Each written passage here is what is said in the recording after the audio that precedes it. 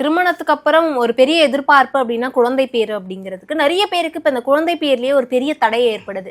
கல்யாணமாயி 10 வருஷம் ஆகுது, 15 வருஷம் ஆகுது, சில பேர் 25 வருஷம்லாம் ஆகுது, எனக்கு குழந்தையே இல்லை அப்படின்னு இந்த கோவில்கள்ல மடிப்பிச்சை எடுக்கிறதெல்லாம் பார்க்கும்போது கடவுள் வந்து இவருக்கே அப்படி பண்றாங்க, உண்மையாவே இவங்க கடவுள் மேல தப்பா இல்ல இவங்களோட ஜாதகத்துல இருக்கக்கூடிய கட்டங்கள் மேல தப்பா, எதனால இவங்களுக்கு இப்படி ஒரு பிரச்சனை வருதுன்னு நம்ம கேள்விப்படுறோம்ல சார், நம்ம பாக்குறோம்ல. ஸோ அதுக்கான தீர்வு அப்படின்னாலும் நீங்க நிறைய கிளைண்ட்ஸை பார்த்துருப்பீங்க, அப்போ உங்களுக்கு ஒரு பதில் கிடைச்சிருக்கும் இல்லையா?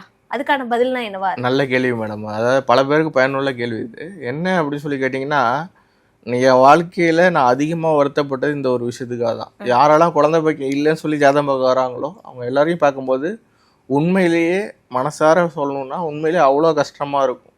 ஏன்னா திருவள்ளுவரே இதை பற்றி ரொம்ப அழகாக சொல்லியிருக்காரு. குழல் இனிது யாழ் இனிது என்போர் தம்மக்கள் மழலை சொல் கேளாதவர். நீங்கள் எவ்வளோ தான் பணம் சம்பாதிச்சாலும், எவ்வளோ பெரிய சொத்து சுகம் இருந்தாலும், எவ்வளோ பெரிய சாதனைகளை செஞ்சுருந்தாலும் உங்களுக்கு ஒரு குழந்தை இல்லை அப்படின்னா அது மிகப்பெரிய ஒரு தீராத ஒரு குறையாக இருக்கும்.